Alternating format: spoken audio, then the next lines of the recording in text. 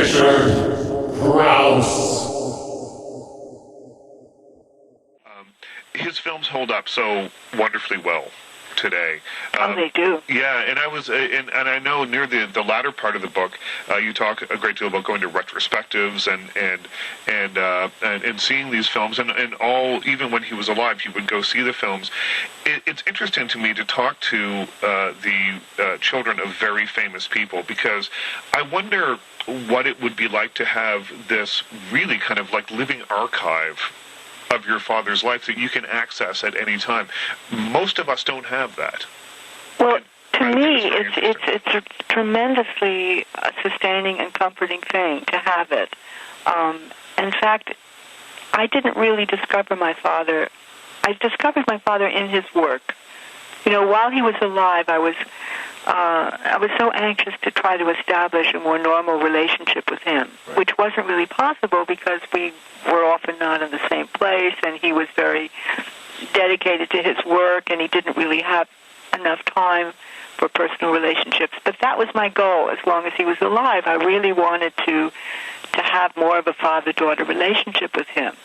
But then after he died, and then that obviously was no longer possible, I really found my father in his work, and that was tremendously satisfying and rewarding for me. Well, you can really feel it in the book when you read the book. I mean, the first chapter of the book, I read this on a plane last week. I was on a very long plane ride, and I read the first few chapters, and I found myself getting weepy at the very opening chapter when you describe going to his funeral.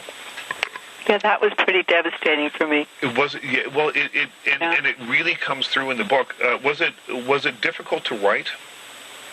That was the hardest chapter. That was actually the hardest chapter for me to write. You know, and I did it.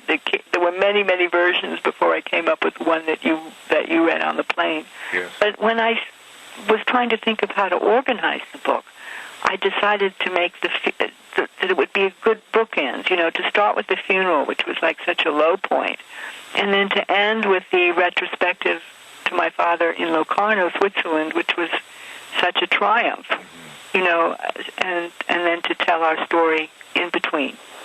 Yes, well, I tell you, it's the first chapter alone is worth the purchase price of the book. Really? Yeah, the first chapter I just found so touching and so moving, and just it is written, I think, in a style that is fairly simple. You're just telling the story, but you can really feel the emotion behind the words.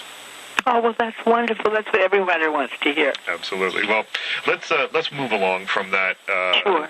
To something a little bit more upbeat, maybe. I love the story about Harry Lime and the Third Man and the theme from the Third Man. Oh, you mean when he tries to escape? It was amazing how every step he took in London, somebody appeared with a musical instrument and played that theme until it was just driving him mad, as you can imagine, you know? Well, that very insistent zither theme from the movie. Well, just, you know, there were street musicians playing it, people playing it in restaurants. I mean, it must have been something, yeah. As a child, when you're experiencing that kind of acknowledgement of your parent, how does it feel for you? I mean, how does it feel to know that your father is someone that people look up to and admire in a way that's probably not unlike the way you feel about him? Oh, it made me feel very proud. I mean, I always knew that he was an exceptional person and very special, and so, you know, I'm very proud to be his daughter. Right. And always have been. Of course, yeah. Now, there's a quote on page 132 that I thought was interesting, and it's in your father's words, and he says, "What should matter most to us is a man's art and not how he lived his life." Now, he's not talking about himself. He's talking about El Greco. But do you think that that's, you know, do you feel that way about him as well, or no? Well, I think now, obviously, what matters is this great legacy that he's left of his creative work, because the man, with all his flaws, is gone. Right. But his work remains, and I think it will endure, and I think he did work of lasting quality and importance. And so I think he's right. If you are an artist, then that's what should matter. Not how you lived your life, not who you were as a person, but the art that you created. And if you were to find someone, if there is someone out there who doesn't know or who didn't know who Orson Welles was, how would you sum him up and describe him in a sentence or two for that person? You know, it's so difficult to sum up my father in a sentence or two. I mean, that's really why I needed to write a book about him, because he was such a complex man. He was so full of contradictions. He was such a fascinating, charismatic person that I think he really needs a whole book. And look at all the books that there are out there about him.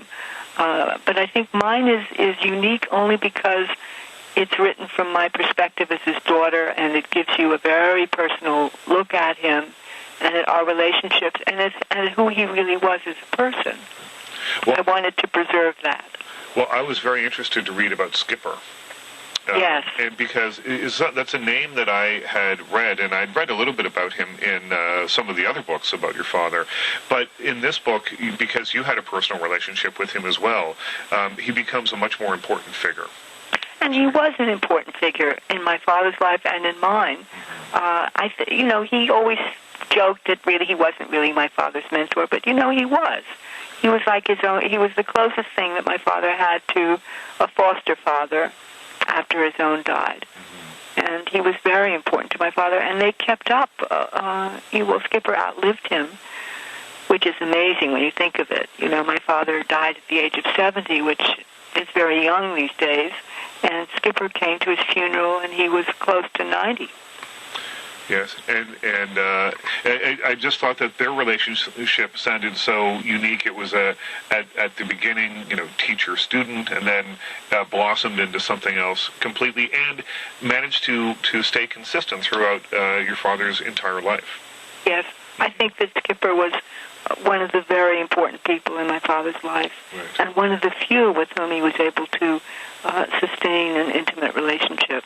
Well, and I think one of the few, and it seems to me, and you can correct me if I'm wrong, but from reading about it, it seemed to me that he was one of the few that could actually speak with your father in a very real kind of personal way, and your father would listen. And he would say to him, "Oh, Orson, you're such a ham, oh, don't give me, oh, pony baloney." He really did keep my father in touch with reality, more than all the, how it is when you become a famous person, and suddenly you have all these hangers-on and these flatterers and so on. And so in that sense, I think Skipper was very refreshing. Yes, he wasn't, I guess because of their long-standing relationship, he wasn't intimidated by him. Absolutely. Yes. Although he was probably one of the people telling him that he was a genius when he was a very young man. Oh, he was, and he always told him that he was a genius, but he didn't hesitate to point out his flaws at the same time. Right. Richard Krause.